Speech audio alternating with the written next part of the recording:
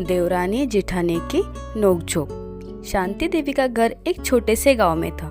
घर में उनका बड़ा बेटा रमेश, बहू कुसुम, छोटा बेटा महेंद्र और छोटी बहू रीना रहते थे। कुसुम बड़ी बहू थी, काम में निपुण लेकिन थोड़ी अकड़ वाली, जबकि रीना नई नई शादी होकर आई थी, भोली भाली पर बातों में तेज। शुरुआत में सब कुछ अच्छा चल रहा था। रीना सबकी सेवा में लगी रहती और जेठानी कुसुम भी उसे प्यार से सिखाती, पर धीरे धीरे घर में छोटी छोटी बातों पर नोकझोंक शुरू हो गई। एक दिन सुबह सुबह कुसुम ने देखा कि रीना ने चाय बना ली है। कुसुम बोली, अरे रीना, तुमने मुझसे पूछे बिना चाय बना ली? रीना मुस्कुराकर बोली, भाभी, सबको उठते ही चाय चाहिए होती है, सो मैंने सोचा चाय बना दूं। कुसुम तुनकर बोली, हमारे घर में पहले भगवान को भोग लगता है, फिर किसी को चाय मिलती है, ये तो कोई तरीका नहीं हुआ। रीना झट से बोली, अच्छा भाभी, फिर अगली बार भगवान जी को भी अदरक वाली चाय बना दूं क्या? इतना सुनते ही कुसुम का चेहरा लाल हो गया।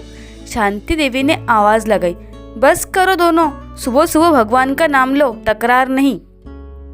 अगले दिन महेंद्र की शर्ट पर इस्त्री करते समय रीना ने देखा कि इस्त्री में जलन का निशान है।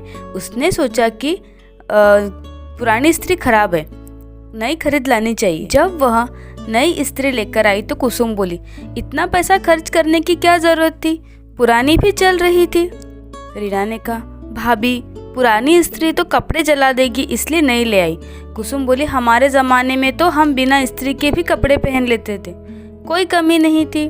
रीना हंसकर बोली, भाभी, अब ज़माना बदल गया है, अब कपड़ों को भी स्मार्ट बनना पड़ता है। कुसुम चुप हो गई पर मन में बोली, देखना, इसे एक दिन इसी बातों से घर में आग लगेगी। शाम के वक्त पूरा परिवार खाना खाकर टीवी देख रहा था। रीना ने रिमोट उठाया और रसोई की रानी सीरियल लगा दिया। कुसुम बोली, अरे अभी तो किसान समाचार चल रहा था, वो क्यों बंद किया? रीना बोली, भाभी, अब तो खेत में ट्रैक्टर भी अपने आप चलता है, किसानों को टीवी से क्या फ़ायदा? कुसुम बोली, तो क्या तुम्हारा ये सीरियल दुनिया बदल देगा? दोनों में इतनी बहस बढ़ी कि रमेश ने बीच में आकर रिमोट छीन लिया। अब कोई टीवी नहीं देखेगा, सब शांति से बैठो। शांति देवी बोली, तुम दोनों के झगड़े देखकर तो मुझे लगता है एक दिन टीवी भी भाग जाएगा इस घर से। कुछ दिन बाद गांव से रिश्तेदार आए। कुसुम ने रीना से कहा, जरा मिठाई लेकर आना। रीना ने कहा, भाभी, मिठाई तो खत्म हो गई, मैंने कल सबको दे दी थी। कुसुम बोली, अरे तुमसे तो कुछ भी नहीं संभलता। रीना बोली, भाभी, मिठाई तो पेट में जाती है, तिजोरी में नहीं। रिश्तेदार हंस पड़े।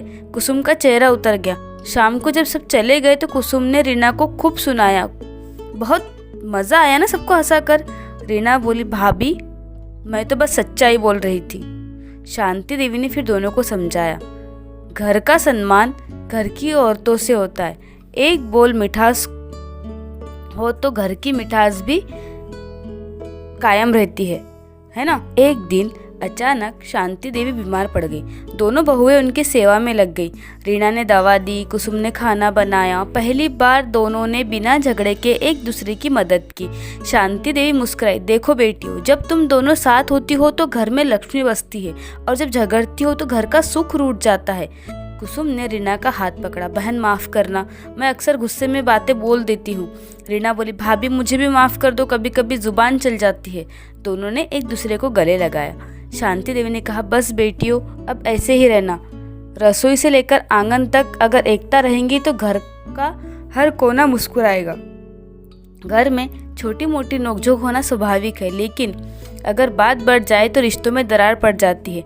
थोड़ी समझदारी, थोड़ी मिठास और एक दूसरे के प्रति सम्मान से हर घर में सुख शांति बनी रहती है।